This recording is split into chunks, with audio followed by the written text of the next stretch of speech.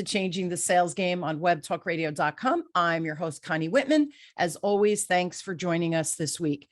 Now, as you listen to the show, I really want to help people change their mindset of that word sales, from that icky vibe, really so that we start thinking about selling from a place of love, care, and respect. And if you're not doing that, I'm telling you, you're leaving money on the table. You're slowing your growth. You're slowing your business growth. So to help you on your journey of changing your sales game, I have my free gift, which is my communication style assessment.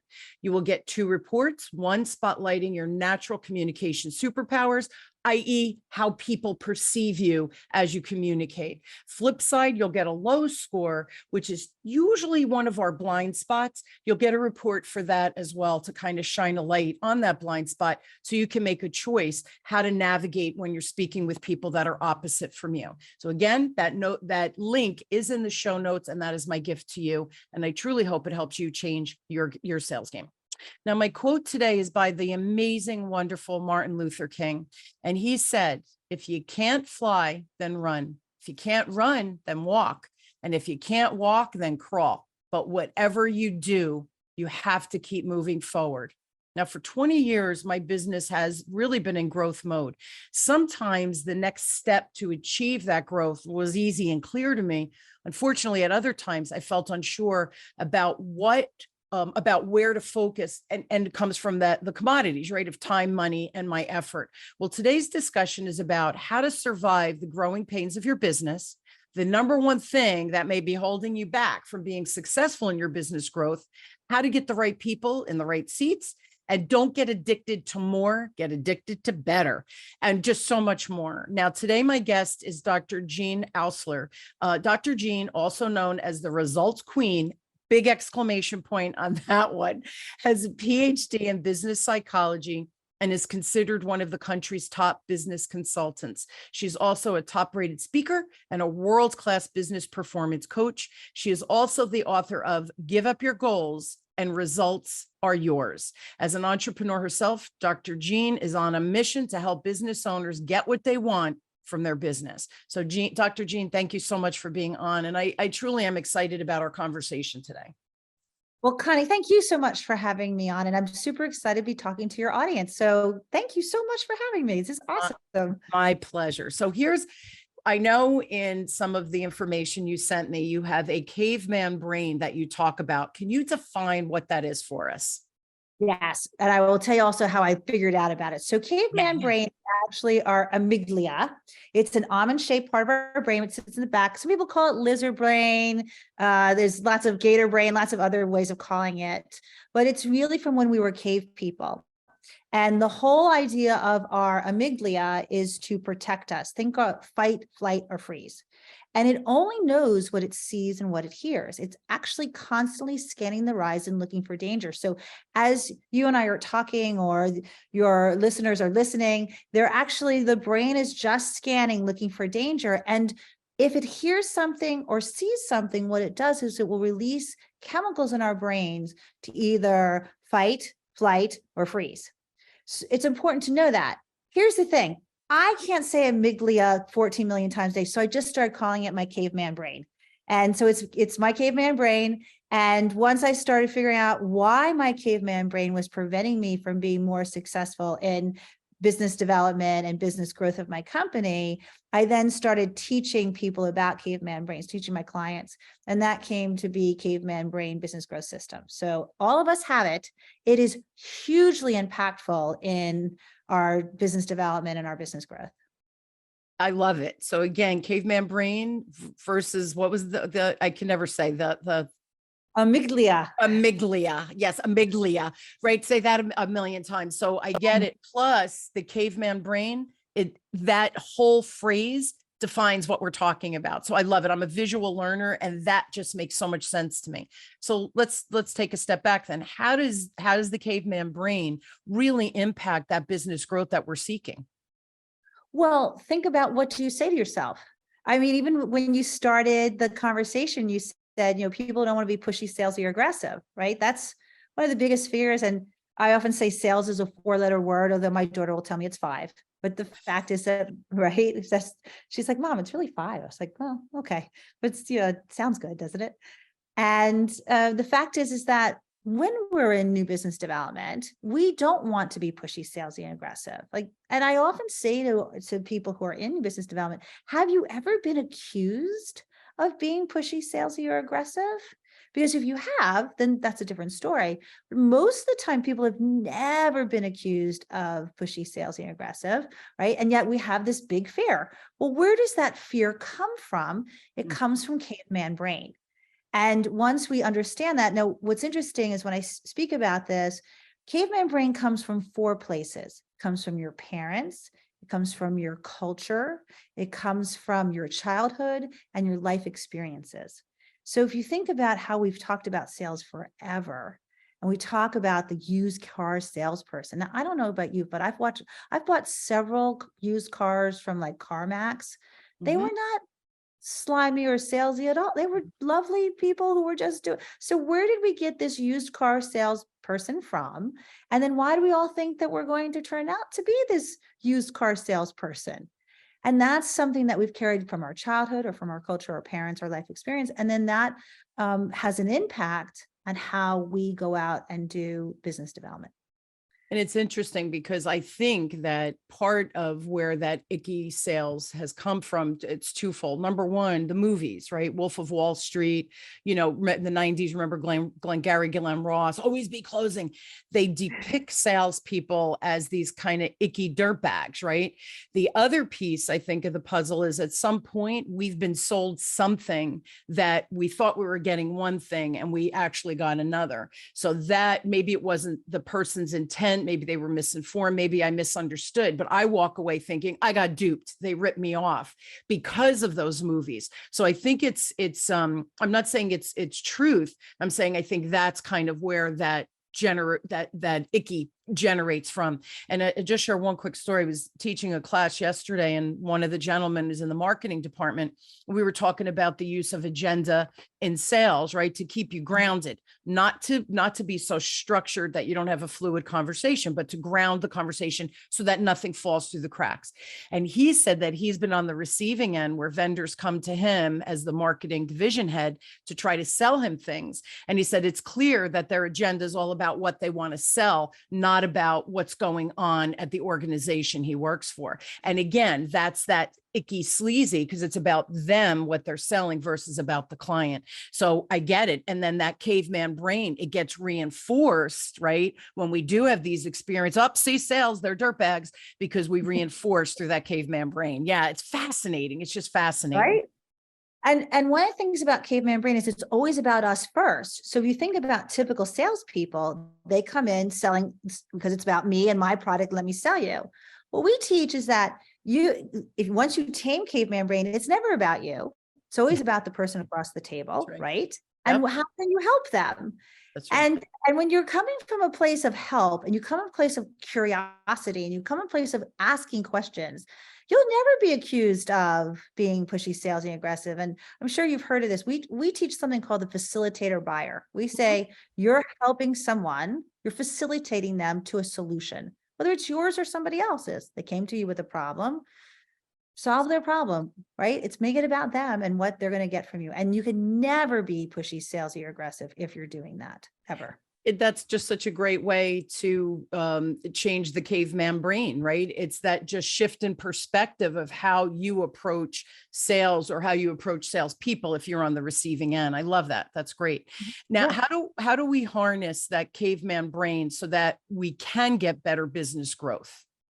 Well, the first thing is awareness. So you have to realize that you have caveman brain. And what's so funny is once you learn about caveman brain and understand it, we have a series of free videos that you can download from our website at cavemanbrain.com. And we teach it because we really truly believe that everybody in the world should know about their caveman brain and be able to harness it for goodness as opposed to badness. So first of all is awareness of it, and aware of it's about you as opposed to about the other person. And then once you become aware of it, you start using it as a noun and a verb and an adjective and an adverb, because you're like, I'm caveman braining. And then once you realize that, you can then switch the conversation and switch your thought processes from being about you to about being about them. And if you think like, for example, you're salesy, pushy, or aggressive, then you think to ask people, are you? Because they'll like, are you? As you said, your wonderful assessment tells you the good and the bad, the high and the low, as you said.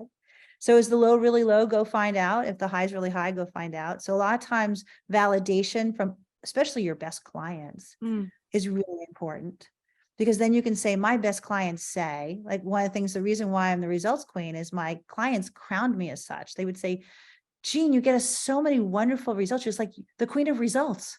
And I was like, right. So and I heard that all the time. Well, what was I going to say? No, I'm not the results queen. Well, my clients told me such. So that's not pushy, salesy, aggressive. It's a fact from somebody else. And when you start to learn these things, and caveman brain can be very subtle, whether you have been in business development as a newbie or you've been in for 35 years, it's there. And how do you become aware of it and then change how you're thinking about it and what you're saying in order for you to move forward? So awareness first, and then you have to hear yourself speak, because often we're like, oh, I don't want to do that. And then you have to think, then you have to change the behavior. And those are the three things to better business growth. But isn't that life, Jean? If you're not aware and you don't self-assess and you don't discern where I am right now, how do you move forward? How do you grow? How do you make a choice of what that next, and usually it's just take another baby step forward. But if I don't self-reflect, I don't even know what step to take to move forward. Well, that's true. And I will tell you that caveman brain actually shows up everywhere in your life. Yeah. We've just niched it down into sales because we find that most people who are doing new business development didn't ask to be in new business development and don't really necessarily want to be in new business development, or they're managing people. And how do you get the most out of your sales team, right?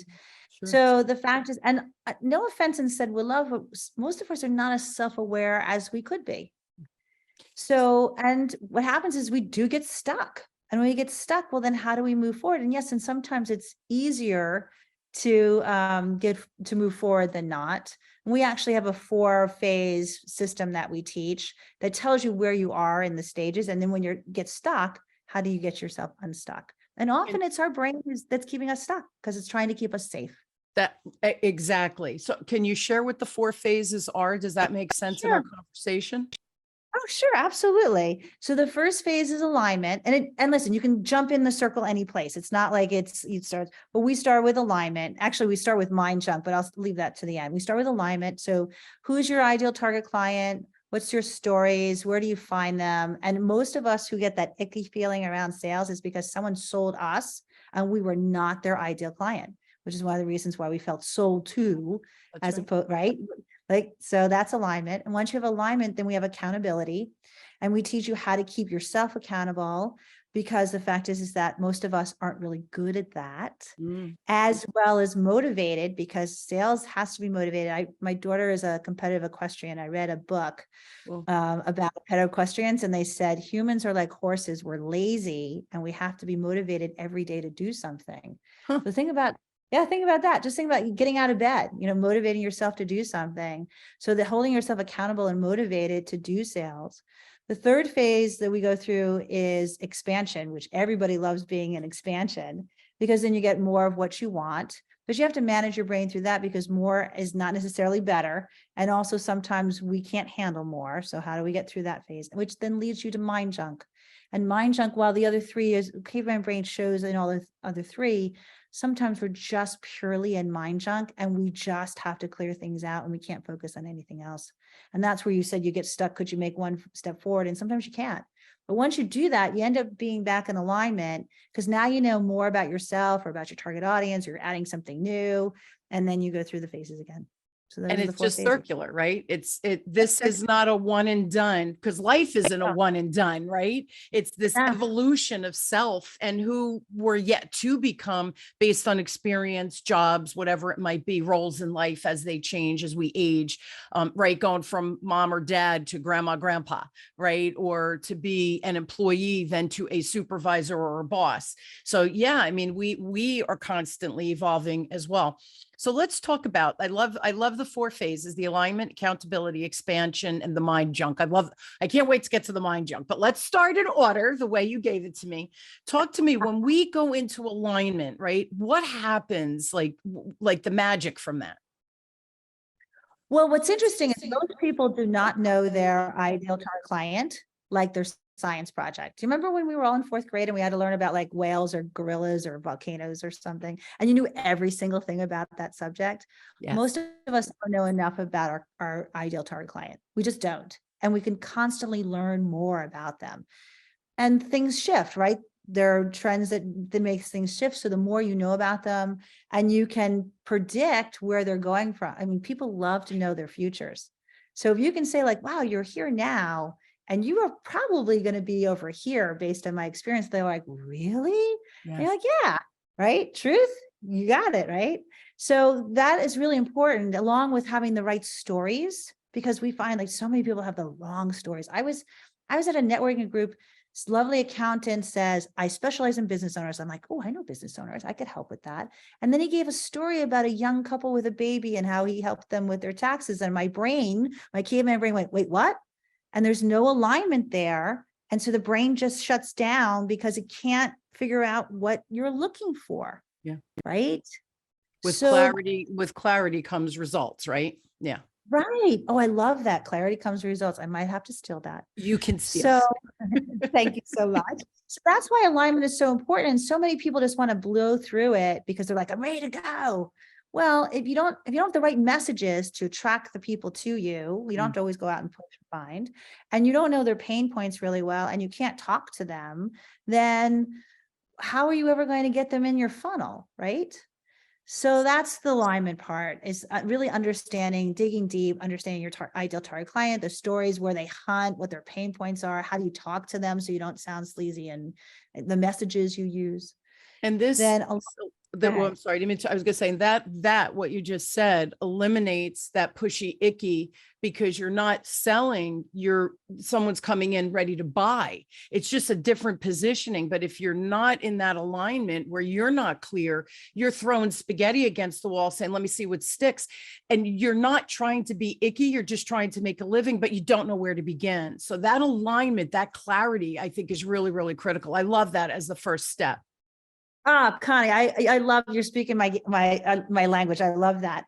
Then accountability comes along, because once you have all that, you have to actually go out and do it. We tell people they just need about 5 hours a week to do really well in new business development. And most people are like, only 5 hours. And I'm like, yeah, you don't need a lot, because once you know once you, as you said, you're aligned, and you do that phase, then it's about making sure you're going out every day and doing the right activities. Remember, I said the right activities. Sometimes people just go out and do any activities. Yes.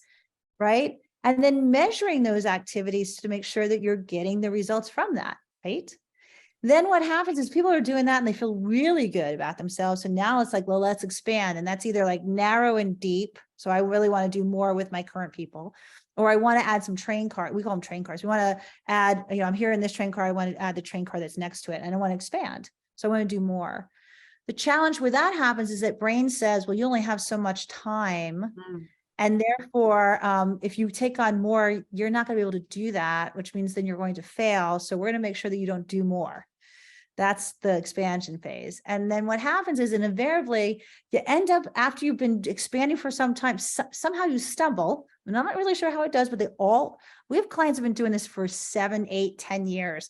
And they're like, I'm in this stage. And you end up in mind junk. And sometimes mind junk is 3 or 4 days. And sometimes it's 4 or 5 months. And you're just there kind of like, I can't do this. I don't know what I'm doing. I don't know where I'm going. I don't know what this looks like.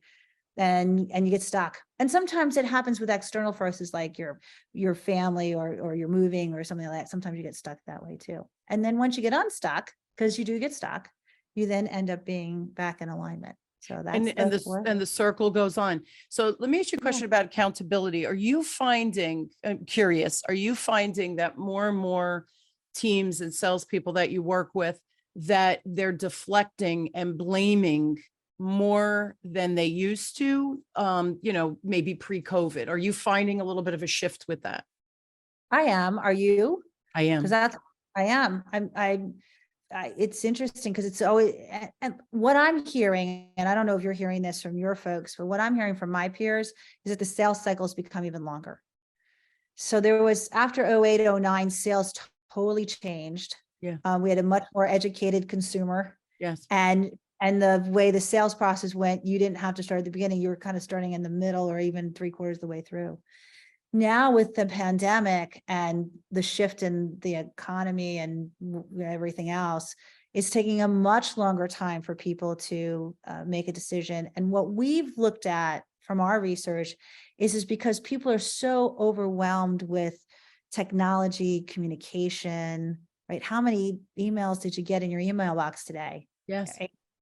And our brains are becoming so overloaded that we can't seem to move forward, and our clients get stuck. And then what happens, and you might see this too, is our sales folks then get all upset because they're like, they didn't make a decision. And it's, so I say to people, well, did you talk to them 7 times? Do you have an email campaign where you're sending a love note every week? You know, because it's research showing it's at least 7 times, At if least. not 10 times, Yeah. at least. Yeah. And research also shows that we as salespeople tend to ditch out like a, number 2 or number 3 or number 4. So it's, and we make up all these stories about the fact that they're not getting back to us. They're not making a decision. They must not. And those stories aren't truth. That's caveman brain. And unless your potential client, we don't even call it a prospect, we call it a potential client. Unless your potential client tells you no, it's a yes until they say no to you. So that's Yeah. what we're finding. And I'll tell you, I think there's so much noise out there because now everything is digitized. Before we started, right, I have it set so you come in and muted just because I have groups coming together.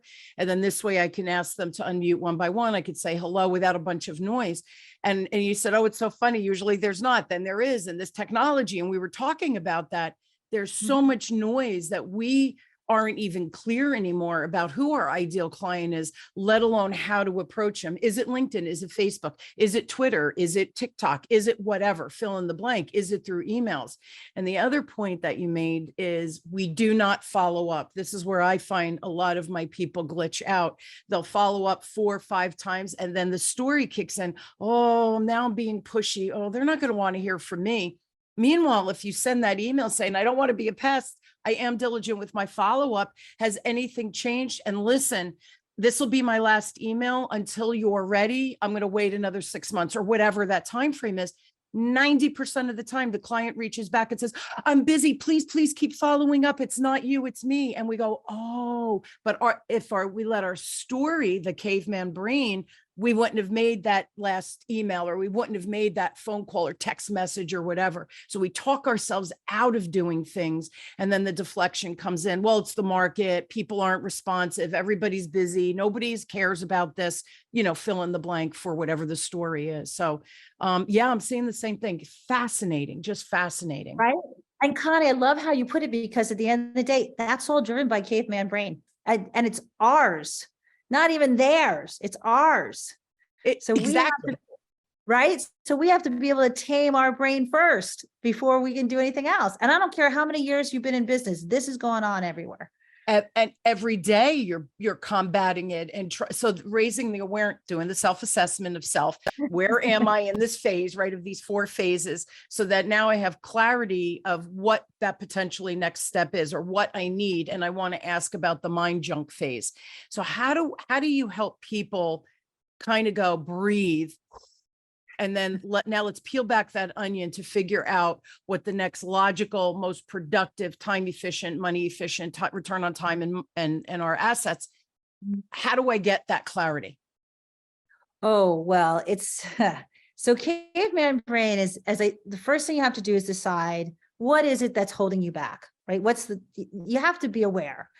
And what we ask people to do is to look through their childhood, their parents, their life experiences, and their culture, because there's something in there that's holding them back. Yeah. Often I get people whose parents, they bring home the test, they got a 97, the parent said, where's the other 3 points? And now they're still trying to get the other 3 points where like 97 is really okay. Yeah. I will tell you that I'm Protestant, that's my culture, and we have Protestant work ethic. and idle hands devil's work. So you always have to be working. Well, Mm, being busy does not equate to being successful, that's right? So if you start to use those 4 places to figure out where you're stuck, we often call that baggage. Mm, And that baggage no longer suits you. It's not serving you. So we're going to ask you to throw that baggage off the train and get new baggage.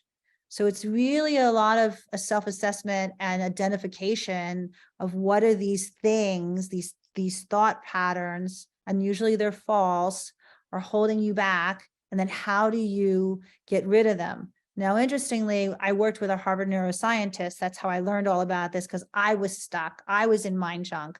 I was stuck. I hired 4 different coaches to unstuck me. I don't even know if that's a word, but I'm going to say it. And one of them happened to be the Harvard neuroscientist. And when I started to learn about the brain, and actually my brain was holding me back, amygdala, caveman brain, mm. that's how I started this whole process. All of this is self-taught. And then I started teaching my clients, and then we made a system because we didn't want anyone to be stuck in the way I had been stuck. And the idea is that we have these neurological pathways that we can actually collapse and create new ones. But if you have one that's been there a long time, that takes a long time to go away. So it usually takes 45 days to start a new neurological pathway. And depending how deeply rutted your old neurological pathway is, how long it takes for you to close that down and be able to eliminate it forever. And that's what we do in Mind Junk. And that through the accountability of holding yourself accountable every day for those 45 days, you can change and get unstuck. And there's the path, right? There's clarity to that, but you have to take that first step, right? What's the old saying? You have to start one step for the 1,000-step journey, or whatever that is. You know, the quote I'm talking about. Yeah. 1,000-mile journey starts with Once. begins with that. A 1,000-mile journey begins with one step. Truth, Yeah. right? Yeah, it is. Yeah. It's truth, right? Is there anything else so here's the other thing.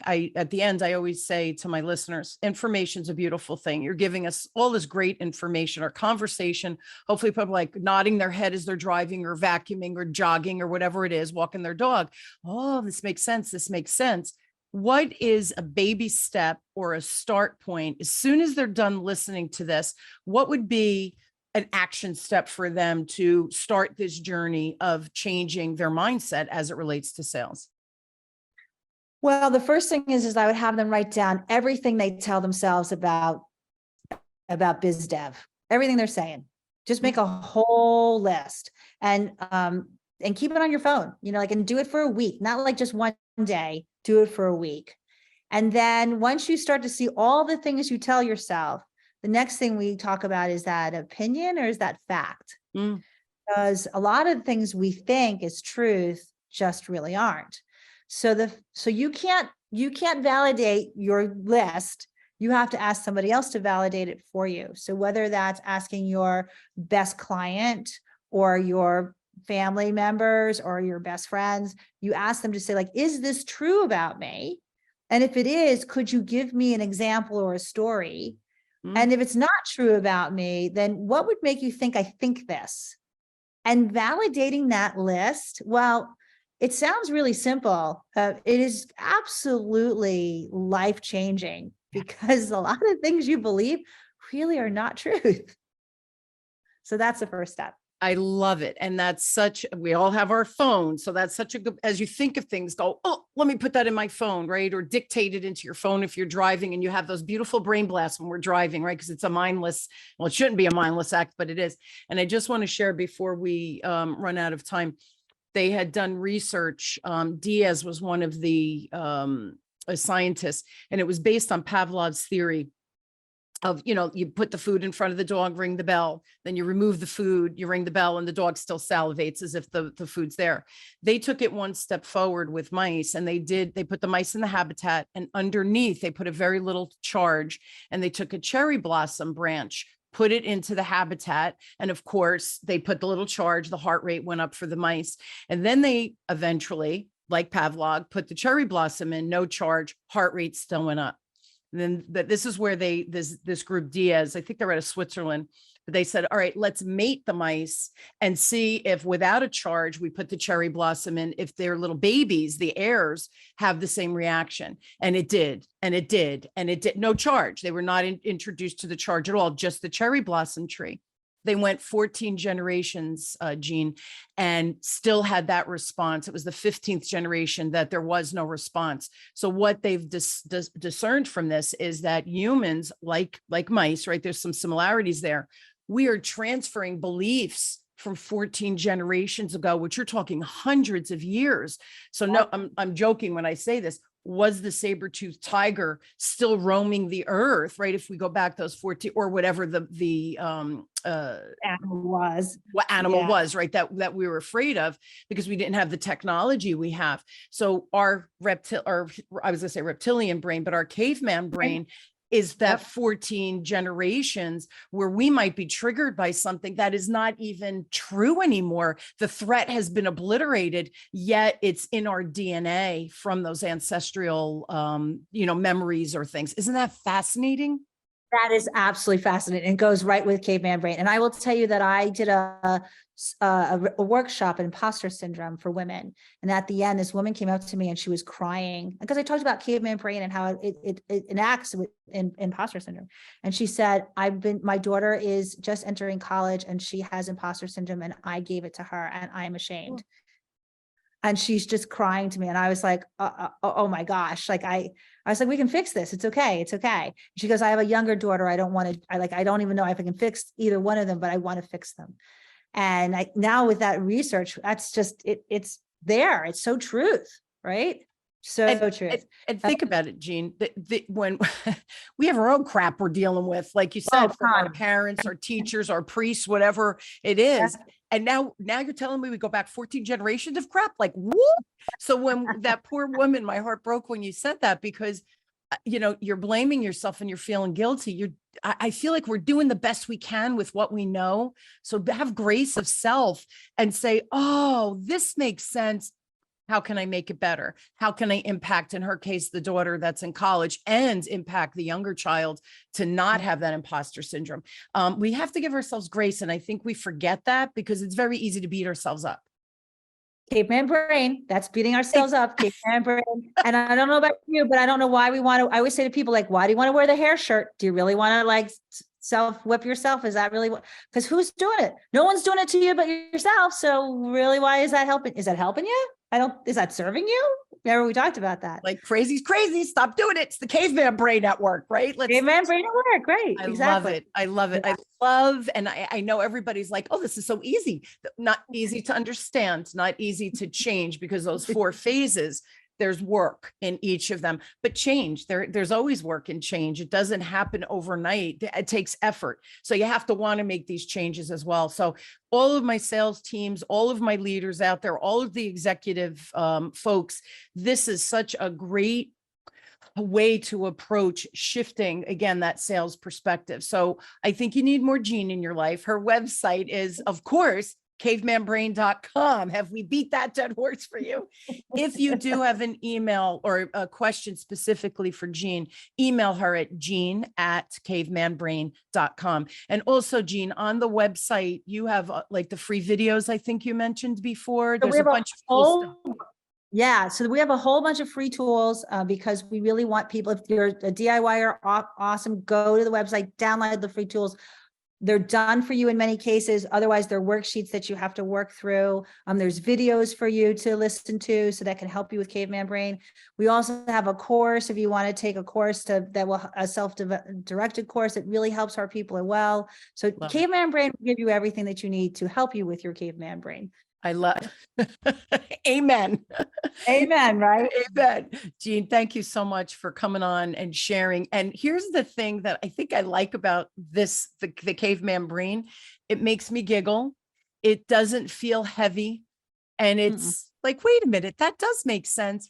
How can I work on it? It almost makes it feel achievable by getting control of it, understanding it, getting control of it, and then choosing to make those changes. So again, with clarity comes the opportunities and all the things. So to me, this is just a fun way to approach something that sometimes is debilitating to self. And, we can lower the record player of our brains by understanding the caveman brain. So again, it's a little lighter way to look at things. So I loved it. Thank you so much. It was a great show. I appreciate your time, your articulation of the caveman brain. And it's a little silly, but it's not, Thank you. And Connie, I appreciate you. It's been such a wonderful talk. And I hope everyone now understands their caveman brain. They harness their caveman brain and they teach everybody else about caveman brain, because we've got to stop this nonsense. Got to stop the madness, right? We're going to stop the roller coaster here. Thank you again, Jean. Truly a delight. And I hope you will join me weekly as we question, build, and discover together. No matter where you are in your sales game or your business game or your career game, wherever it might be, we are all responsible for sales in some way, whether we're supporting or we are the salesperson or the team leader. This is important. This is a big responsibility. Our job to provide those solutions. People need our solutions. Step into your greatness, control that caveman brain man, because we really do have the opportunity to take control of that once we understand. So I hope today's show was inspiring. I hope life-changing, and I hope a little fun as well. So thank you for tuning in to Changing the Sales Game with me, your host, Connie Whitman on webtalkradio.com. Thank you again for tuning in. Thank you again, Jean, for sharing your brilliance. And remember, information is a beautiful thing. If you do nothing with it, it's simply information. Once you start applying it, I promise you, magic happens on the back end. Growth becomes easy, change becomes easy, life becomes easy. So again, challenge yourself, take the tips that Jean shared with us, and have an inspired week. I will see you all next week. I love you all. Have a great one. Thanks a million for tuning in.